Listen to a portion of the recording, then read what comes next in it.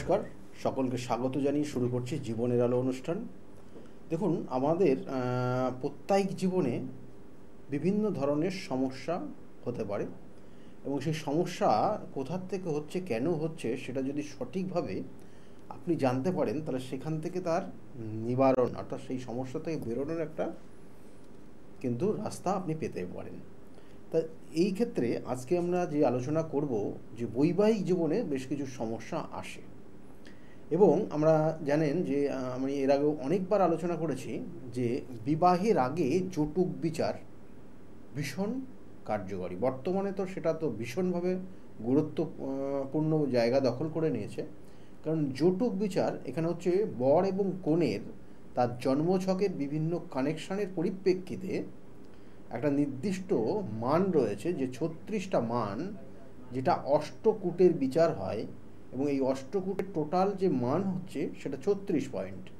এই 36 পয়েন্টের মধ্যে সেই বর এবং কনের মধ্যে যে কম্বিনেশন হলো, সেই কম্বিনেশন অনুযায়ী সে কত পয়েন্ট পেতে পারে সেটারই একটা ক্যালকুলেশন। অর্থাৎ এই 36 পয়েন্টের মধ্যে বলা হচ্ছে জ্যোতিষশাস্ত্রে মিনিমাম 80 মার্কস, অর্থাৎ 36-এর পয়েন্টের মধ্যে 18 পয়েন্ট অবশ্যই মিলতে হবে দুজনের ক্ষেত্রে, না হলে বলা হচ্ছে যে বিবাহের অনুমতি দেওয়া হয় না জন্ম অর্থাৎ এখানে জ্যোতিষশাস্ত্র অনুযায়ী। এবং এছাড়াও কিন্তু আরও অন্যান্য বিভিন্ন কানেকশান থাকে, কিন্তু যেহেতু আজকে আমরা এই যৌতুক বিচারের বিশেষ কটা পয়েন্ট নিয়ে আজকে আলোচনা করব, কারণ অষ্টকূটের বিচার মেন হচ্ছে যৌতুক বিচার। এবং এই অষ্টকূটের বিচারের মধ্যে বর্ণকূট আছে, যেটা 1 পয়েন্ট হয়। বর্ণকূট, বৈশ্যকূট, তারাকূট, জনিকূট, গ্রহ মৈত্রীকূট এবং গণকূট। অর্থাৎ এই যে গণকূটের 6 পয়েন্ট, গ্রহ মৈত্রীকূটের 5 পয়েন্ট, জনিকূটের 4 পয়েন্ট, তারাকূটের 3 পয়েন্ট, বৈশ্যকূটের 2 পয়েন্ট, বর্ণকূটের 1 পয়েন্ট। এবং এরপরে হচ্ছে যেটা হচ্ছে রাশিকূট, অর্থাৎ রাশি অনুযায়ী, অর্থাৎ বরের যে রাশি পেল, কনের যে রাশি পাচ্ছে, ওই রাশি অনুযায়ী কতটা কম্বিনেশন আছে সেখানেও কিন্তু 7 পয়েন্ট। আর তারপরে হচ্ছে নারীকূটের পয়েন্ট হচ্ছে 8 পয়েন্ট। অর্থাৎ এই যে টোটাল যে পয়েন্টগুলো যোগফল হবে সেটা 36 পয়েন্ট হবে। এই 36 পয়েন্টের যদি 18 পয়েন্টের মিল থাকে তাহলে বিবাহের জন্য অনুমতি ছাড়পত্র পেলেন। কিন্তু তাছাড়াও দেখতে হয় যে একটা জাতক জাতিকার মধ্যে তার কালসর্পযোগ, মাঙ্গলিক দোষ, ছন্নছড়া দোষ এবং তার ব্যভিচারী দোষ, এই জায়গাগুলো আছে কিনা। সেইগুলো থাকলে তার বিবাহিত জীবন খারাপ হয়, ভালো হয় না। সেই বর্ণকূটের বিষয়ে যদি আসেন, তাহলে বর্ণকূটে যে 1 পয়েন্ট থাকে, এখানে বলা হচ্ছে যে আপনারা জানেন যে বিপ্রবর্ণ, ক্ষত্রিয়বর্ণ, বৈশ্যবর্ণ এবং শূদ্রবর্ণ। এই যে বিপ্রবর্ণ, ক্ষত্রিয়বর্ণ, বৈশ্যবর্ণ এবং শূদ্রবর্ণ, এটা আমরা আগের থেকেই জানি এবং বিগত দিনে এটা বহুল প্রচলিত ছিল। এই বিপ্রবর্ণ থেকে শুরু করা, বিপ্রবর্ণ যে রেঞ্জে আছে, যে জায়গায় দাঁড় করানো হয়, তার থেকে ক্ষত্রিয়বর্ণ একটু নিচের রেঞ্জে, তারপরে হচ্ছে বৈশ্যবর্ণ, তারপরে শূদ্রবর্ণ এবং তারপরে হচ্ছে, অর্থাৎ এখানে বলা হচ্ছে তারপরে হচ্ছে শূদ্রবর্ণ। তাহলে এই যে বর্ণভেদ, অর্থাৎ সেই জন্য বলা হচ্ছে বর্ণকূটের মিল অনুযায়ী কতটা কানেকশান, দুজনের কি সেম বর্ণ আসছে, দুজনের ক্ষেত্রে একজনের দেখা গেলো বিপ্রবর্ণ, একজনের হলো শূদ্রবর্ণ। তাহলে কি একজনের মানে একজনের উপর আর একজনের সবসময় বিভিন্নভাবে মানে তাকে সবসময় একটা নেগলেক্ট করা, তার সঙ্গে বিভিন্ন ধরনের বিভিন্ন কাজের মধ্যে ইনভলভ করে রাখা এবং সেই অনুযায়ী তার সম্মান দেওয়া, এই জায়গাগুলো কিন্তু চলে আসে এইটার কানেকশান অনুযায়ী। এবং এর সঙ্গে সঙ্গে বলা হয় যে বশ্যকূট, অর্থাৎ এই বশীকরণ করা, বশীভূত করা। একটা নারী, একটা নর, একটা নারীর, তাদের দুজনের বিবাহ হবে এবং সেক্ষেত্রে একজনের সঙ্গে আরেকজনের বশীভূত কতটা আছে, যে বশ্যকূট বিচারে হয়। অর্থাৎ এখানে কিন্তু সেই রাশি অনুযায়ী এবং নক্ষত্র অনুযায়ী এবং সেই রাশির যে অধিপতি, সেই কানেকশান অনুযায়ী একটা জাতকের সঙ্গে আর একটা জাতকের বিবাহ হচ্ছে এবং সেক্ষেত্রে কতটা বশীভূত। আমরা বলি যে জন্মছকে দেখা গেলো খুব কিছু কম্বিনেশন তৈরি হয়, যে কম্বিনেশনের কারণে একটা জাতক জাতিকার মধ্যে দেখা গেলো সমস্যা তৈরি হচ্ছে বা তাদের হাজব্যান্ড ওয়াইফের মধ্যে ভীষণ সমস্যা হচ্ছে, কিন্তু আবার কিছুক্ষণের মধ্যে সেগুলো আবার কেটে যাচ্ছে, ঠিক হয়ে যাচ্ছে। তার মানে কি, একজনের প্রতি আরেকজনের বশীভূত করার একটা প্রবণতা, মানে তার জন্ম ছকের কানেকশন অনুযায়ী হয়ে আছে, অর্থাৎ এই বশ্যকূটের পাওয়ারটা তাদের মধ্যে রয়েছে, এবং সেই জন্য এই জায়গাটা তাদের মধ্যে তৈরি হচ্ছে, ভালো হচ্ছে। এরপরে হচ্ছে তারাকূট। অর্থাৎ তারাকূট বলতে এখানে একটা জাতক একটা জাতিকা, অর্থাৎ এই জাতক এবং জাতিকা তাদের যে নক্ষত্রে জন্ম হলো সেই নক্ষত্র অনুযায়ী, অর্থাৎ আমরা 27টা নক্ষত্র বারংবার বলি, এই 27টা নক্ষত্রের নক্ষত্র অনুযায়ী এক একটা নক্ষত্রের আবার নির্দিষ্ট তার কিন্তু গ্রহগত কানেকশান রয়েছে। অর্থাৎ এই যে গ্রহগত কানেকশান, সেটা যদি কম্বিনেশনে ভালো হয় তাহলে সেক্ষেত্রে বলা হচ্ছে বশ্যকূটের মন যে 3 নাম্বার পয়েন্ট আর 3টে পয়েন্ট থাকে, সেই 3টে পয়েন্টই সে ফুলফিল পায়। বা এখানে কোনো কোনো সময় 2 পয়েন্ট, কোনো সময় 1 পয়েন্ট, কোনো সময় 3 পয়েন্টের কানেকশন থাকে। অর্থাৎ এটার ক্ষেত্রে যত পাওয়ারফুল থাকে তাহলে তাদের মধ্যে মেন্টাল একটা কম্বিনেশনটা ভালো তৈরি হয়। এরপরে হচ্ছে জনিকূট। অর্থাৎ এটা খুব ভাইটাল বর্তমান সমাজ ব্যবস্থায়, এবং এই যে বর্তমান সমাজ ব্যবস্থায় দেখবেন যে অনেক জাতক জাতিকারা তারা পরক্রিয়ায় আসক্ত হয়ে যাচ্ছে। অর্থাৎ এই জনিকূটের মিল যদি না থাকে তাহলে একটা জাতক জাতিকা সে দেখা হলো কোনো অন্য সঙ্গে জড়িয়ে যেতে পারে, কারণ এটা জনিকূট হচ্ছে দাম্পত্য সুখের জায়গা দেখায়। এবং এই জনিকূটটা বিশেষ করে যে কানেকশানগুলো দিচ্ছে, এই জনিকূটের নির্দিষ্ট যে কানেকশান, বিশেষ করে এটা খুব গুরুত্বপূর্ণ। এখানে বলা হচ্ছে পশুদের নাম অনুযায়ী এই জনিকূটকে ইন্ডিকেশন করে। অর্থাৎ যে পশুর নাম অনুযায়ী যে জনিকূটটা পাচ্ছে একটা জাতক জাতিকা, তার অর্থাৎ সেই পশুর ক্যারেক্টার অনুযায়ী তার মধ্যে বিভিন্ন ধরনের কিন্তু জায়গাগুলো পাবেন, অর্থাৎ তার মধ্যে সেই ক্যারেক্টারগুলো উপলব্ধি করতে পারবেন। অর্থাৎ দেখা গেলো কারোর ক্ষেত্রে ব্যাঘ্র জনিকূট আছে, আর কারো ক্ষেত্রে দেখা গেলো যে ব্যাঘ্র জনিকূট কারোর ক্ষেত্রে আছে, কারোর ক্ষেত্রে দেখা যাচ্ছে যে বানর জনিকূট রয়েছে, কারোর ক্ষেত্রে দেখা গেলো সিংহ জনিকূট রয়েছে, কারোর ক্ষেত্রে দেখা গেলো যে গো জনিকূট, অর্থাৎ গো জনিকূট রয়েছে, অর্থাৎ গরু। তাহলে এই যে কানেকশান, তার মানে তার মধ্যে তার অ্যাটিটিউড, তার চলাফেরা, তার লাইফের কিছু বৈশিষ্ট্য সেই রকম কিছু দেখা যাবে। এবং এইগুলো দাম্পত্য সুখের ক্ষেত্রে ডিস্টার্ব হবে, এবং সেক্ষেত্রে সন্তান আসার ক্ষেত্রেও সমস্যা হবে। অর্থাৎ এই জনিকূটের কানেকশান ভীষণ ভীষণ গুরুত্বপূর্ণ রয়েছে, কারণ এখানে বেশ কিছু কানেকশান রয়েছে। আমরা সেই জন্য বলা হয় এই জনিকূটের 4 পয়েন্টের মধ্যে যদি 50% মিল না হয় তাহলে সেই জাতক জাতিকার দাম্পত্য জীবনে অশান্তি হবে, এবং তার কারণে কোনো তৃতীয় ব্যক্তির কানেকশান পেয়ে যাবে। কেন বলা হয়, এখানে বলছে এই জনিকূটের আবার অনেক কটা ভাগ আছে। কখনো বলা হচ্ছে স্বভাব জনিকূট। অর্থাৎ স্বভাব জনিকূট বলতে একজনের দেখা হলো যে মেষ এবং সিংহ, অর্থাৎ তার যে ভাবগত কানেকশান, অর্থাৎ অশ্ব জনিকূট, আর কারোর ক্ষেত্রে অশ্ব জনিকূট হয়েছে, আর কারোর ক্ষেত্রে দেখা হলো যে সেম ওই ধরনের যে অশ্ব জনিকূটের সঙ্গে বানর জনিকূট কানেকশান পেয়েছে। তার মানে কি হচ্ছে, এই কানেকশানটা কিন্তু তার ক্ষেত্রে প্রযোজ্য, এবং সেক্ষেত্রে কিন্তু মানে কোনো খারাপ কিছু হচ্ছে না।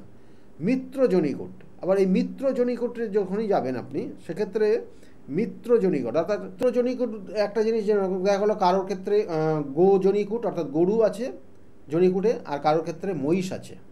তাহলে এক্ষেত্রে কিন্তু মিত্র জনিকূটের ভাব হবে, অর্থাৎ তাদের মধ্যে বন্ডিং থাকবে, নো ডাউট তাদের মধ্যে বন্ডিং ভালো থাকবে, দাম্পত্য সুখ যথেষ্ট থাকবে, এবং সেখানে তৃতীয় কোনো ব্যক্তির কোনো রকমের ইন্টারফেয়ার তারা কিন্তু প্রশ্রয় দেবে না, এখানে সাপোর্ট করবে না।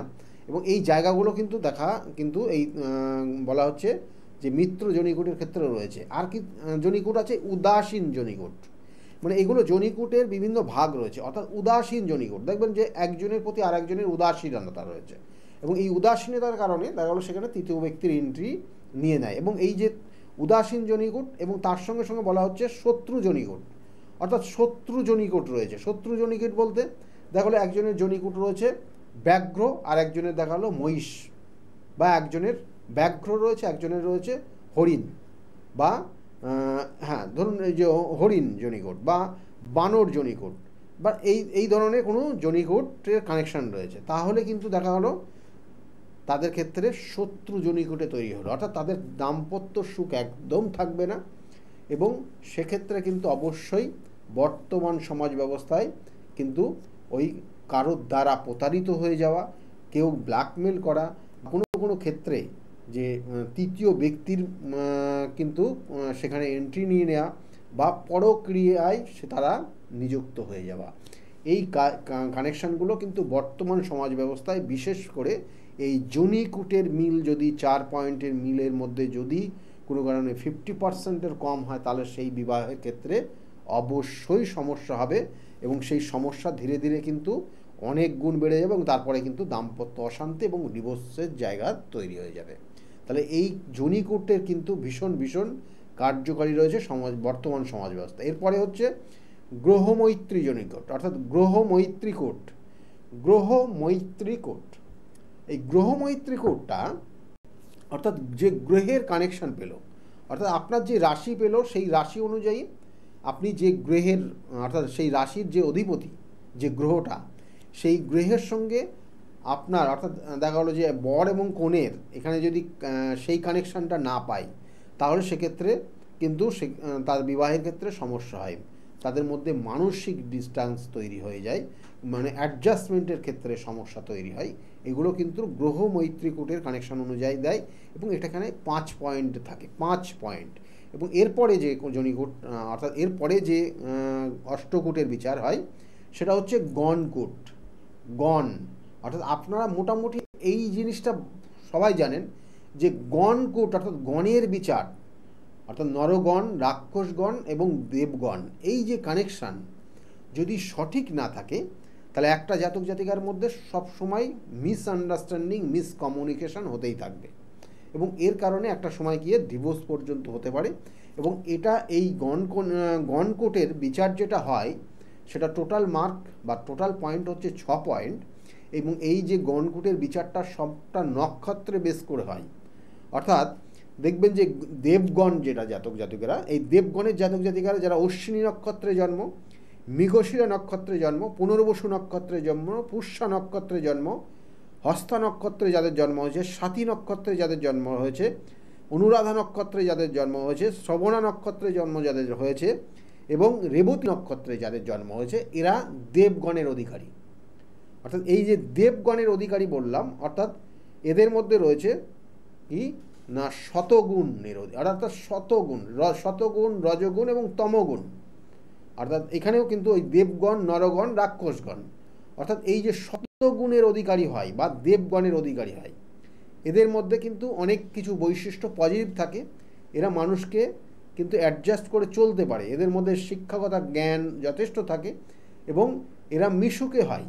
কোনো কোনো ক্ষেত্রে অবশ্যই আবার তাদের মধ্যে অহংকার যে থাকে, তাহলে এই জায়গাগুলো থাকে এবং এরা অনেক ক্ষেত্রে খাওয়া দাওয়ার ক্ষেত্রে খুব রেস্ট্রিকশানে থাকে। কোনো কোনো ক্ষেত্রে এরা সব খাবার পছন্দ করে না। অর্থাৎ এই যে দেবগণ বা শতগুণের যারা অধিকারী, এদের সঙ্গে কোন জাতক অর্থাৎ কোন গুণের অধিকারীর সঙ্গে মিলবে, এটা নরগুণের সঙ্গে কানেকশান হয়, রাক্ষস গুণের সঙ্গেও এদের অ্যাডজাস্ট হয়।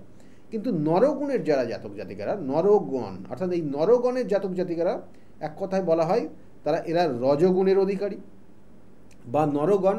এবং এগুলো নক্ষত্রভেদে বলা হচ্ছে যারা ভরণী নক্ষত্রে জন্ম আছে, যাদের রোহিণী নক্ষত্রে জন্ম, যাদের আদ্রা নক্ষত্রে জন্ম, যাদের পূর্ব ফাল্গুনী নক্ষত্রে যাদের জন্ম হয়েছে, যাদের উত্তর ফাল্গুনী নক্ষত্রে জন্ম হয়েছে, যাদের পূর্বাষাঢ়া নক্ষত্রে জন্ম হয়েছে, যাদের উত্তরাষাঢ়া নক্ষত্রে জন্ম হয়েছে, যাদের পূর্ব ভাদ্রপদ নক্ষত্রে যাদের জন্ম, যাদের উত্তর ভাদ্রপদ নক্ষত্রে, অর্থাৎ এই যে নটা অর্থাৎ 3 নাম 27, এই 9টা নক্ষত্রে যাদের জন্ম হয়েছে এদেরকে বলা হয় নরগুণের অধিকারী। অর্থাৎ এরা নরগুণের জাতক। অর্থাৎ এই নরগুণের জাতকের সঙ্গে দেবগুণের সঙ্গে অ্যাডজাস্ট হয়, কিন্তু রাক্ষস গুণের সঙ্গে এদের কোনোভাবে অ্যাডজাস্ট হয় না। এবং দেখা গেল যে বিবাহের পরে গিয়ে অবশ্য দেখা গেল যে একজনের কারণে আর একজনের মৃত্যু পর্যন্ত হয়। দাম্পত্য অশান্তি তো হয়ই, কোনো কোনো ক্ষেত্রে দেখা যাচ্ছে যে একজনের কারণে আর একজনের মৃত্যু পর্যন্ত হয়েছে বা সংসারে অশান্তি ঝামেলা লেগেই থাকে এবং এরা রজগুণের অধিকারী হয়। আর তমগুণের অধিকারী যেটা বলা হয় রাক্ষসগণ, অর্থাৎ রাক্ষসগণ যাদের, রাক্ষসগণ কারা কারা, কোন কোন নক্ষত্রের জাতক জাতিকারা? বলা হচ্ছে যে কৃত্তিকা নক্ষত্র, অশ্লেষা নক্ষত্র, মঘা নক্ষত্র, চিত্রা নক্ষত্র, বিশাখা নক্ষত্রে, জ্যেষ্ঠা নক্ষত্রে, মূলা নক্ষত্রে, ধনিষ্ঠা নক্ষত্রে এবং শতবিশা নক্ষত্রে যাদের জন্ম হয় তাদের ক্ষেত্রে জেনে রাখুন যে এরা কিন্তু তমগুণের অধিকারী হয় এবং এরা রাক্ষসগণ। এবং এই রাক্ষসগণ এরা সবসময় নিজের টার্গেট অনুযায়ী চলে, নিজেরা একটা নির্দিষ্ট টার্গেট করে নেয় এবং সেই টার্গেটটা ফুলফিল করার জন্য সে জলেও ঝাঁপ দিতে পারে, সে কিন্তু আগুনেও ঝাঁপ দিতে পারে। অর্থাৎ তারা যে কোনো পন্থা অবলম্বন করে ওই সিস্টেমের ওই নির্দিষ্ট যে শীর্ষ অর্থাৎ নির্দিষ্ট যে লক্ষ্য সেই লক্ষ্য কিন্তু পূরণ করার চেষ্টা করে। এটা হচ্ছে রাক্ষসগণের অধিকারী ওরা বা রাক্ষসগণ যারা। তাহলে এক্ষেত্রে এই রাক্ষসগণের সঙ্গে দেবগণের অনেক সময় অ্যাডজাস্ট হয়, অনেক সময় হয় না। সেই জন্য এখানে 6 পয়েন্টে 1 পয়েন্টের কানেকশন হয়, অর্থাৎ টোটাল যে পয়েন্ট 6 পয়েন্ট সেখানে 1 পয়েন্টের কানেকশন কোনো কোনো সময় দেওয়া হয়, কোনো কোনো সময় কিন্তু আবার এটা কম বেশি হয়। আর নরগণের সঙ্গে রাক্ষসগণের কোনোভাবে কিন্তু অ্যাডজাস্ট হয় না এবং সেক্ষেত্রে 0 পয়েন্ট এখানে ক্যালকুলেট হয়। কিন্তু এই যে গণের বিচারে অর্থাৎ এই যে গণ বললাম, নরগণ, রাক্ষসগণ এবং দেবগণ, এবং এখানেও কিন্তু ওই যে দেবগণের যেটা বলা হয় শতগুণ এবং নরগণ রজগুণ এবং রাক্ষসগণ হচ্ছে তমগুণ। এই কানেকশন অনুযায়ী এদের মধ্যে এদের চলাফেরা, লাইফস্টাইল এবং এদের চারিত্রিক বৈশিষ্ট্য এইগুলো কিন্তু লক্ষ্য করা যায়।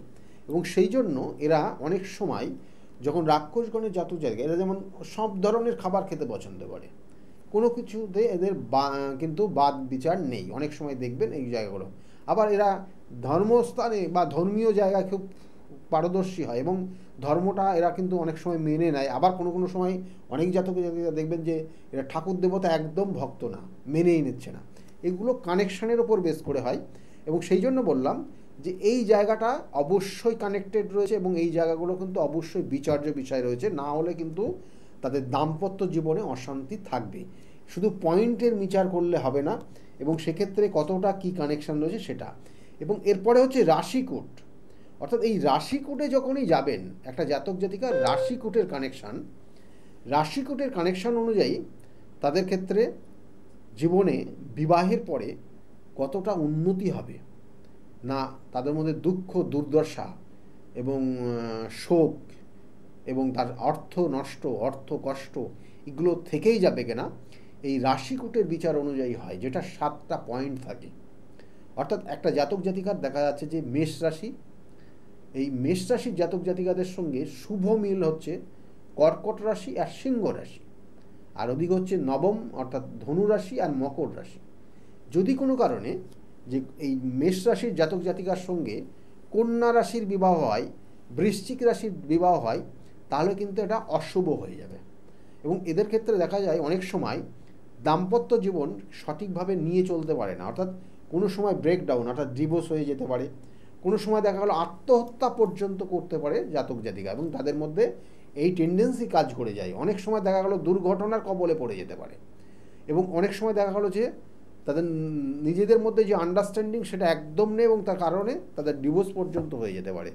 কোনো কোনো সময় সন্তানের ক্ষেত্রেও সমস্যা হয়। তাহলে এইগুলো কিন্তু হয় এই যেটা রাশিকূটের কানেকশন অনুযায়ী, এবং সেটা সঠিকভাবে বিচার করে বিশ্লেষণ করে এবং সেই জায়গাগুলো কিন্তু করতে হয়।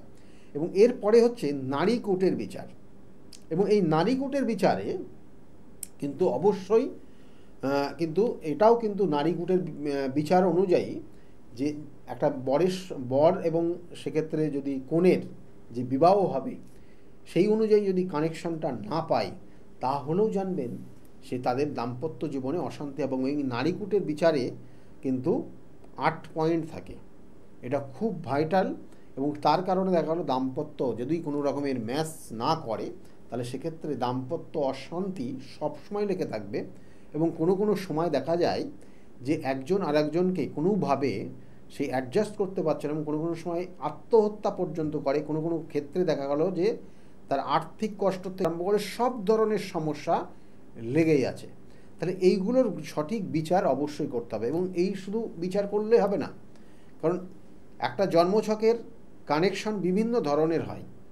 কারণ এখানে একটা কনের সঙ্গে অর্থাৎ একটা কনের এবং বরের যেখানে বিবাহ হবে, অর্থাৎ একটা জাতক এবং জাতিকার বিবাহ হবে, এবং সেই বিবাহের ক্ষেত্রে দাম্পত্য সুখ তারা কতটা পাবে, সাংসারিক সুখ কতটা পাবে, তারা আর্থিক অবস্থা কতটা থাকবে, তাদের আগামী দিনে কতটা উন্নতির যোগ রয়েছে, তারা জীবনে প্রতিষ্ঠা পাবে কি না। একটা জাতক জাতিকা তারা বিবাহে আবদ্ধ হবে ঠিকই, কিন্তু তাদের দেখা গেলো কর্মের মধ্যে যুক্ত রয়েছে। হঠাৎ করে বিবাহের পরই দেখা যায় অনেক সময় কোনো কনের ক্ষেত্রে বা কোনো কনের ক্ষেত্রে কোনো অশুভ যোগ যদি থাকে, যেমন অষ্টম মাঙ্গলিকের কানেকশান বা মাঙ্গলিকের বিভিন্ন ধরনের দোষ। আমরা তো বারবার বলি মাঙ্গলিক বলতে কিন্তু লগ্ন, চতুর্থ, সপ্তম, অষ্টম এবং দ্বাদশের কানেকশান। এই মাঙ্গলিকের কিন্তু বিভিন্ন ধরনের সমস্যা হয়। চতুর্থ মঙ্গল এক ধরনের সমস্যা দেয়, অষ্টম মঙ্গল আর এক ধরনের সমস্যা দেয়, আর দ্বাদশ মঙ্গল কিন্তু আর এক ধরনের সমস্যা দেয়, লগ্নের মঙ্গল আর এক ধরনের সমস্যা দেয়, আবার সপ্তম মঙ্গল কিন্তু পুরোটা চেঞ্জ হয়ে যায়। সুতরাং আপনার ক্ষেত্রে কি মঙ্গল আছে যেটা আপনার দাম্পত্য জীবনে কতটা সমস্যা তৈরি করবে, এগুলো কিন্তু বিচার্য বিষয়। কারণ এই ভৌম দোষ ছেলেদের ক্ষেত্রে বলা হয় ভৌম দোষ, আর মেয়েদের ক্ষেত্রে মাঙ্গলিক দোষ, এটা আপনাদের বৈবাহিক জীবনে দুর্বিষহ জায়গা তৈরি করে দিতে পারে।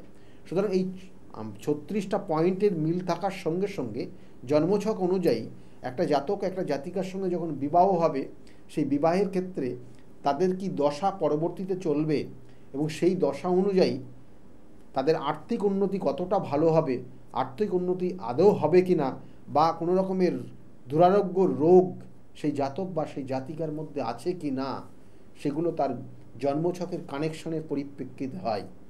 আর তার সঙ্গে সঙ্গে দেখা গেল যে জন্মছকের এই যে রাশিকূটের যে বা অষ্টকূটের যে বিচার বললাম, সেই অষ্টকূটের বিচারে দেখা গেল যে 36 পয়েন্টে 34 পয়েন্ট মিলে যেতে পারে, কিন্তু তাদের জন্মছকের যে গ্রহগত কানেকশান এবং তার সঙ্গে সঙ্গে ভাবগত কানেকশান, তারপরে নক্ষত্রগত কানেকশান যে কিছু পয়েন্ট রয়েছে, সেইগুলো দেখা গেলো সেই মতো অ্যাডজাস্ট হচ্ছে না, কম্বিনেশানটা কোনোভাবে মিলছে না। তাহলেও কিন্তু জানবেন তাদের বৈবাহিক জীবন কিন্তু সুখময় হবে না। এবং সেই জন্য তার প্রতিকার প্রতিবিধান, আমি বারবার বলি যে জন্মছক দেখে বিবাহ অবশ্যই দেওয়া উচিত, জটুক বিচার করে বিবাহ দেওয়া উচিত।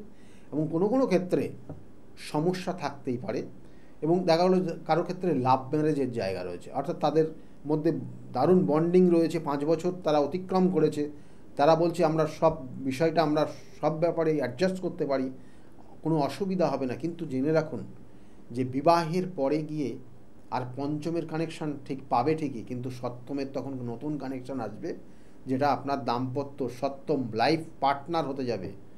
সে হয়তো আপনার ক্ষেত্রে বর্তমানে আপনার প্রেমিক বা প্রেমিকা হিসাবে আছে, কিন্তু যখনই বিবাহ হবে সে আপনার লাইফ পার্টনার হয়ে যাবে।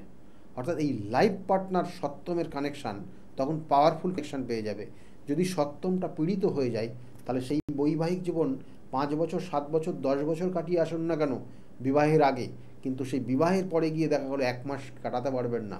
সেই জন্যই চাই সঠিক বিচার, এবং তার সঙ্গে সঙ্গে চাই সঠিক প্রতিকার, সঠিক প্রতিবিধান এবং সঠিক গাইডলাইন যদি আপনাকে দেওয়া যায়, তাহলে আমি বলছি অবশ্যই আপনি ভালো জায়গায় পৌঁছাতে পারবেন এবং আপনাদের মধ্যে সেই বন্ডিংয়ের জায়গা থাকবে। হ্যাঁ, অশান্তি ঝগড়া হয়তো হবে, কিন্তু তার মধ্যেও আবার ঠিক অ্যাডজাস্ট হয়ে যাবে। না হলে দেখা গেল যে অন্য ক্ষেত্রে দেখা যায় যে ডিভোর্স পর্যন্ত হয়ে যাচ্ছে, আইনি সমস্যা পর্যন্ত জড়িয়ে যাচ্ছে, এবং দেখা গেল তার মামলার পর মামলা চলছে। কোনো কোনো ক্ষেত্রে দেখা যাচ্ছে যে জীবনে হতাশা জায়গা তৈরি হয়েছে, কোনো কোনো জাতক জাতিকা সুইসাইড পর্যন্ত করতে চাইছে। তাই আপনার ক্ষেত্রে সমস্যা থাকলে তার সঠিক প্রতিকার প্রতিবিধান এবং সঠিক গাইডলাইন রয়েছে, এবং সেই অনুযায়ী যদি প্রতিকার প্রতিবিধান করা যায়, আমি বলছি আপনার অবশ্যই ভালো জায়গায় আপনিও পৌঁছাতে পারবেন। কারণ বিগত দিনে আমার কাছে যারা এসেছিলো অনেক সমস্যা নিয়ে, তাদের এক একজনের সমস্যা এক এক ধরনের সমস্যা, তারা তাদের প্রতিকার প্রতিবিধান এবং সঠিক গাইডলাইন নিয়েছে বলেই আজকে কিন্তু ভালো জায়গায় আছে। তাদের মুখ থেকে শুনুন তারা কতটা ভালো জায়গায় এই মুহূর্তে রয়েছে। আজকের মতো এই পর্যন্তই, শুনতে থাকুন, ভালো থাকুন। ডক্টর গৌতম শাস্ত্রী আর 5 জন অ্যাস্ট্রোলজারের থেকে কেন তিনি আলাদা? স্বাভাবিকভাবে আপনাদের মনে এই প্রশ্ন আসতেই পারে। দূর দূরান্ত থেকে নানান সমস্যায় জর্জরিত মানুষ ছুটে আসে তার কাছে। গ্রহদোষ হোক কিংবা কাল সর্পদোষ, অথবা ধরুন মাঙ্গলিক দোষ কিংবা অন্য যে কোনো সমস্যা, তারা জানেন সব সমস্যা স্থায়ী সমাধানে এক এবং অদ্বিতীয় ডক্টর গৌতম শাস্ত্রী। চলুন আজ আপনাদের সাথে পরিচয় করিয়ে দিই এমন কিছু মানুষের এবং শুনে নিই তাদের কথা। আমি সোমনাথ মজুমদার, কল্যাণীতে থাকি। আমি গৌতম বাবুর কাছে দীর্ঘদিন ধরে আসি। ওনার ব্যবহার, ওনার কার্যক্রম আমার জীবনের জন্য যথেষ্ট প্রভাব বিস্তার করেছে। বিশ্বাস করি, ভরসা করি এবং ভবিষ্যতে ওনার মত অনুযায়ী চলতে পারবো বলে। আপনার নাম? আমার নাম ছায়া গুপ্তা। কোথা থেকে আসেন? আমি ভদ্রেশ্বর থেকে এসেছি। এখানে এসে কোনো উপকার পেয়েছেন? প্রচুর উপকার পেয়েছি। আমার যে কোনো সমস্যা ছিল, সমস্যার সমাধান হয়েছে এবং আমি ছাড়া আদার্স অন্য কারোকে নিয়ে এসেছি, তারাও উপকার পেয়েছেন বা পাচ্ছেন। আগামীকালও যারা আসবেন তারা উপকার পাবেন। আপনাদেরকে অনুরোধ করছি, যার যে কোনো সমস্যা আছে এসে গৌতম শাস্ত্রীর সঙ্গে যোগাযোগ করুন। আপনার নাম? আমার নাম সুচিত্রা দাস। আমি পায়রাডাঙ্গা থেকে এসেছি। এখানে কিভাবে এলেন? এখানে একজন আমাকে খবর দিয়েছিল, আমার সঙ্গে চেনা পরিচিত, সে এসেছিলেন। তা আমাকে বললো যাও, ইনি এখানে গেলে কাজ হবে। তার সূত্র ধরেই আসা এখানে। উপকার পেয়েছেন? হ্যাঁ, আমি এসেছি আমার দুই ছেলের জন্য, আমার নিজের জন্য। আছি, ভালো আছি। তার মানে আপনি যার রেফারেন্সে এসেছেন তিনি প্লাস আপনি, আপনারা সবাই উপকৃত হয়েছেন, তাই তো? হ্যাঁ, উপকৃত আছি। আপনার নাম? কোথা থেকে এসেছেন? শিবানী কর্মকার। আমি এই দমদম অঞ্চল থেকে এসেছি, মানে বাঙুর থেকে এসেছি। এখানে কিভাবে জানতে পারলেন? আমি ফেসবুকের মাধ্যমে জানতে পেরেছি ডক্টর গৌতম শাস্ত্রীর কথা। উনি হাতিবাগানেও বসেন, সেখানেই আমি গিয়ে যোগাযোগ করেছি আর কি। যোগাযোগ করার পর আমি ওনার বাড়ি কাঁচরাপাড়ায় এসেছি ওই রটন্তী কালী পুজোর উপলক্ষে পুজো পাঠে যোগদান করার জন্য। আমার এসে বেশ ভালো লেগেছে। ওনার এখানে সবাই কি বলবো, ভক্তি সহকারে মানে নিজের ওনার উনি যা বলেন মোটামুটি ভালোই উপকার হয় মানুষের। শুনেই আমি এসেছি। আমিও প্রথম এলাম, এসে দেখছি চারিদিকে জনসমুদ্র, থেকে খুব ভালো লাগছে। আশা করি আমি যে উদ্দেশ্য নিয়ে এসেছি সেটা নিশ্চয়ই কার্যকরী হবে, এই আশা রাখি আর কি ডক্টর গৌতম শাস্ত্রীর কাছে। নমস্কার, আমি শর্মিষ্ঠা। আমি দীর্ঘ 5 বছর ধরে গৌতমদার কাছে আসি। আমি যখন প্রথম এখানে এসেছিলাম, আমার ব্যবসায় প্রচণ্ডভাবে ক্ষতি হয়েছিল, কোনো উন্নতি ছিল না, নেগেটিভিটি আর ডিপ্রেশন আমাকে ঘিরে ধরেছিল। তো এক আত্মীয়র কথা শুনে আমি এখানে আসি। আসার পর দাদা আমাকে যে অ্যাডভাইসগুলো করেছিল এবং যে উনি ক্রিয়াগুলো আমায় করতে বলেছিল, সেগুলো আমি করার পর খুব ভালোভাবে উপকার পাই। ফলে আজ থেকে 5 বছর আগে যে পরিণামটা ছিল ব্যবসার লস, সেই লস থেকে আমি প্রচণ্ড ভালোভাবে রিকভারি শুরু করিনি, আমি সাকসেস পেয়েছি। এরকম অনেক সময় হয়েছে যে দাদা আমাকে বলেছিল যে এগুলো করলে ভালো হবে না বা এটা করো না, আমি না শুনে নিজের মতন করে করেছিলাম। ফলে সেখানেও আমার ক্ষতি হয়েছিল। এই ক্ষতি হওয়ার পর থেকে উনি যখনই আমাকে যা বলে আমি সেইগুলোই আমি শুনে চলি এবং প্রত্যেকটা পদে পদে তার প্রমাণ মেলে সাকসেসের মাধ্যমে। আমার সাকসেস হওয়ার পর আমি আমার বন্ধুদেরও এখানে রেফার করেছি, যাদের পার্সোনাল এবং প্রফেশনাল লাইফে যে সমস্ত প্রবলেম ছিল তারা সেগুলোর থেকে রিকভার করে বেরিয়ে এসছে, খুব উন্নতি লাভ করেছে। এই সমস্ত ঘটনা আমাদের এবং আমার বন্ধু বান্ধবের জীবনে এতটাই একটা পজিটিভ সাইন এনেছে, আমি এবং আমার বন্ধু এবং আমার আত্মীয়রা সবাই আমরা ডক্টর গৌতম শাস্ত্রীর কাছে আমরা সবাই উপকৃত লাভ করি এবং আমরা ডক্টর গৌতম শাস্ত্রীর কাছে অসংখ্য ধন্যবাদ জানাই, উনি আমাদের এত সুন্দরভাবে অ্যাডভাইস করে থাকেন বলে। আমি কস্তুরী সরকার, আমি কাঁচরাপাড়া থেকে আসছি। আমাকে মা ক্লাস 12-এ ডক্টর গৌতম শাস্ত্রীর কাছে নিয়ে আসে। তো সেখানে আসার পর আমাকে ডক্টর গৌতম শাস্ত্রী কিছু রেমেডি দেন, তো আমার খুব সাহায্য হয় তাতে। তারপর আমার পড়াশোনা কমপ্লিট করার পর কাকু বলেন যে আমাকে গ্র্যাজুয়েশন আর ITI করার জন্য। তো সেখানে করে আমি ভালো ফল পেয়েছি। তারপর আমার চাকরি লাইনে আসা, তো ডক্টর গৌতম শাস্ত্রী বলেন যে আমি এই মাসের মধ্যে একটা ভালো চাকরি পাবো। তো সেটা 1 মাসের আগেই আমি পেয়ে গেছি। তো আজকে সেটাই জানাতে এসেছি কাকুকে যে আমি চাকরি পেয়েছি। তো আপনারাও যদি আসতে চান, ভালো ফল পেতে চান, কাকুর সাহায্য পেতে চান, তো আপনারাও আসুন। আশা করি আপনারাও ভালো ফল পাবেন এবং সাহায্য পাবেন। নমস্কার। নমস্কার, আমি জয়িতা গুহ। আমি গত এপ্রিল মাস থেকে খুব সমস্যায় পড়েছিলাম। আমার কাজের দিক থেকে সমস্যা ছিল, বসের সাথে এবং পারিপার্শ্বিক আমার যে কলিগরা ছিল তাদের সাথে খুবই সমস্যা জড়িত হয়েছিলাম। তো তারপরে সেই কাজটা আমি আর অবশেষে টিকিয়ে রাখতে পারিনি, সেটা আমাকে বাধ্য হয়েছিলাম আমি সেটা ছেড়ে দিতে। তারপরে একটা খুব আর্থিক দিক থেকে খুব ভেঙে পড়েছিলাম। তো সেই সমস্যায় জর্জরিত হয়ে বুঝতে পারছিলাম না কি করব। তো হঠাৎ একদিন টিভিতে প্রোগ্রাম দেখি ডক্টর গৌতম শাস্ত্রী, ওনার কথাবার্তা, ওনার যে উপাচারগুলো রয়েছে যেগুলো উনি বলেন প্রতিকার, সেগুলো শুনে আমার খুব ভালো লেগেছিল। তো ওনার সাথে এসে দেখা করি, আমার সমস্ত কথাবার্তা ওনার সাথে শেয়ার করি, প্রবলেমগুলো। তারপর উনি আমাকে দেখে আমাকে কিছু বলেন আমার ব্যাপারে, তো সেগুলো একদম হুবহু মিলে যায়। তো তারপরে উনি আমাকে রেমেডি সাজেস্ট করেন, তো আমি সেই রেমেডিটা নিই, আমি ধারণ করেছি। তো ধারণ করার পর আমি আস্তে আস্তে নিজের মধ্যে একটা চেঞ্জ দেখতে থাকি। তো এবং আমি গত আগস্টের 27 তারিখে একটা জব পেয়েছি যেটা আমার মনের মতো। এখানে আমার ডেজিগনেশন, আমার স্যালারি, আমার মনের মতো লোকেশন আমি এখানে পেয়েছি, মানে এটাতে আমি বিশেষভাবে আপ্লুত। তো সের জন্য অসংখ্য ধন্যবাদ ডক্টর গৌতম শাস্ত্রীকে। আমি প্রসেনজিৎ দাস, আমার বাড়ি কাস্তাপাড়া। আমি ডক্টর গৌতম শাস্ত্রীর দেখেছিলাম টিভিতে, ওখান থেকে দাদার ফোন নাম্বার নিয়ে দাদা বাড়িতে আমি আসি, এসে দাদাকে আমার সমস্যার সমাধান বলি। আমার একটা সমস্যা, প্রচুর বড় সমস্যা ছিল, সেটা হচ্ছে আমাদের বাড়ি ঘরের সমস্যা ছিল, অনেক বছর ধরে সমস্যা ছিল, সেটা দাদা ঠিক করে দিয়েছে। এখন সেটা আমি বাড়ি করতেও চলেছি। তার সাথে সাথে আমার ব্যবসা বাণিজ্য কিছুই করতাম না, একটা নর্মাল কাজ করতাম। কাজ করার পর আমি এখন ব্যবসা বাণিজ্য উন্নতি হয়েছে, প্লাস দাদা যে প্রতিকারগুলো দিয়েছে সেগুলোকে আমরা এক্সেপ্ট করেছি। দাদার সাথে খুব ভালো ব্যবহার হয়েছে। এখন আপনারাও আসুন, এসে দাদাকে সমস্যা সমাধানের কথাগুলো বলুন, দাদা অবশ্যই আপনার সমাধান করে দেবে। ডক্টর গৌতম শাস্ত্রীর চেম্বারে আপনি কতদিন আসছেন? আমি প্রায় 2.5-3 বছর ধরে এখানে মানে রেগুলারলি আসছি। মোটামুটি আমার যখনই অসুবিধা হচ্ছে আমি তখন চলে আসছি। আপনি কোন চেম্বারে দেখিয়েছেন? আমি এখানকার কাছড়াপাড়া চেম্বারে। কাছড়াপাড়া চেম্বারে দেখিয়েছেন, মানে আপনি যে সমস্যাটা নিয়ে এসেছেন ওটা কি আপনার কিওর হয়েছে? হ্যাঁ, আমি প্রথমে যে সমস্যাটা, পড়াশোনার সমস্যা নিয়ে প্রবলেমে পড়ে ওনার কাছে এসেছিলাম, তা মোটামুটি আমার যত দিন যাচ্ছে ইমপ্রুভ হচ্ছে আস্তে আস্তে। না, আপনার কাজ হয়েছে এটাই বলতে চাইছেন, তাই তো? Thank you. আমার নাম অয়ন দাস, আমি শ্রীরামপুর থেকে আসছি। আমি বেসিক্যালি এখানে এসেছিলাম গত 1 বছর আগে আমার পড়াশোনা এবং কাজবাজের জন্য।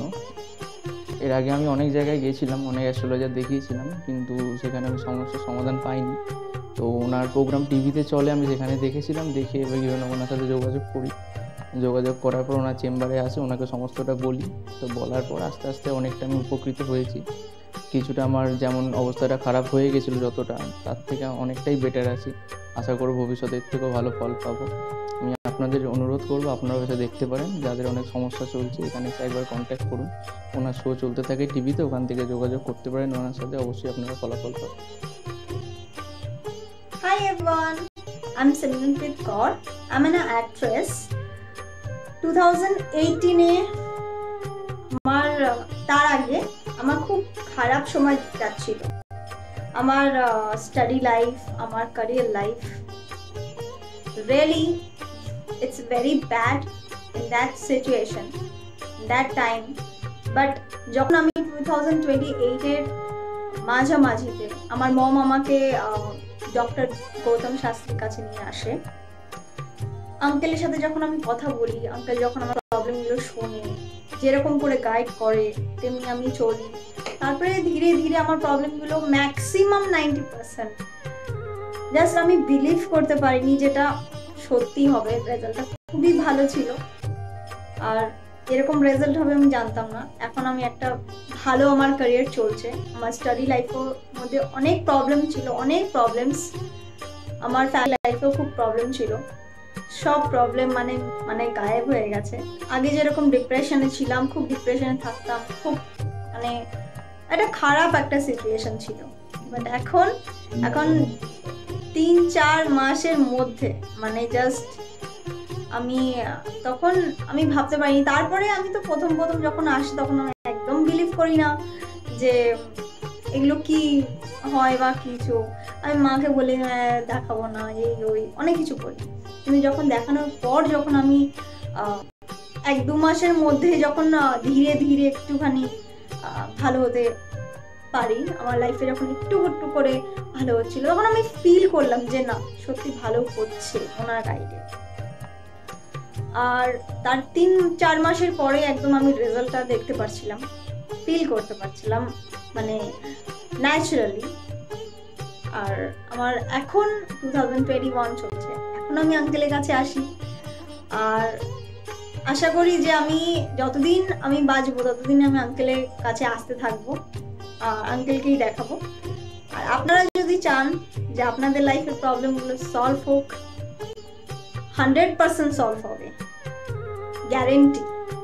আপনারা আসুন, আঙ্কেলকে দেখান, আর আপনাদের আর আঙ্কেল যেরকম গাইড দেবে তেমনি যদি আপনি চলবেন তাহলে একদম সঠিক হয়ে যাবে, একদম সাকসেস পাবেন আপনি দেখতে পারবেন।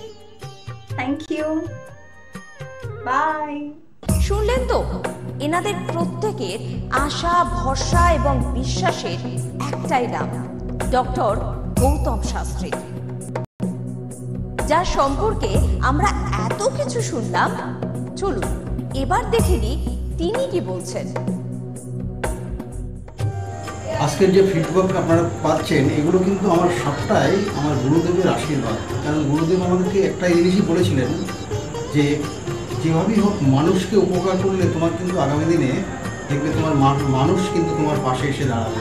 এবং সেইভাবেই আমি কিন্তু যেভাবে সকলের উপকার বা আমি যতটা কাজ করছি সকলে উপকৃত হচ্ছে, এবং এর জন্য আমিও কিন্তু খুব আনন্দ পাই যখন তারা বলে যে না দাদা আমি আপনার এই কারণে এই জন্য এসেছিলাম, এই কাজটা আমি পেয়ে গেছি। সুতরাং আমিও চাই যে এইভাবে মানুষের পাশে থেকে মানুষকে সহযোগিতা করে মানুষকে আরও ভালো জায়গায় পৌঁছে দেওয়া। যাদের খুব দুঃখের মধ্যে কষ্টের মধ্যে আছে তাদেরকে কিছুটা গাইড করে তারা যদি আরও ভালো জায়গায় যেতে পারি এবং ভালো জায়গায় তাদেরকে যদি নিয়ে যেতে পারি, এটাই হচ্ছে আমার মেন উদ্দেশ্য। তারা যদি আরও ভালো জায়গায় যেতে পারে সেখান থেকে যে আনন্দ উপভোগ করতে পারবো আমি, সেটা কিন্তু চিরস্থায়ী থেকে যাবে।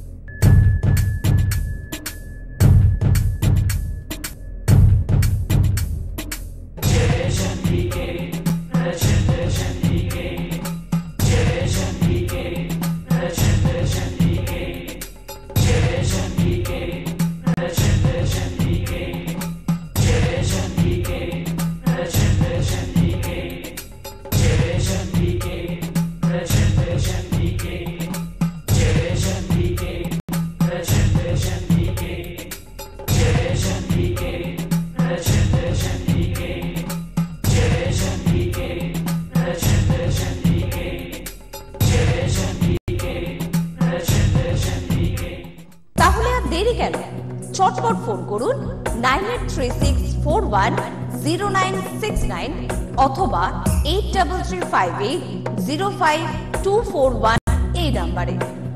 শুধুমাত্র একটি ফোন যা পাল্টে দিতে পারে আপনার গোটা জীবন।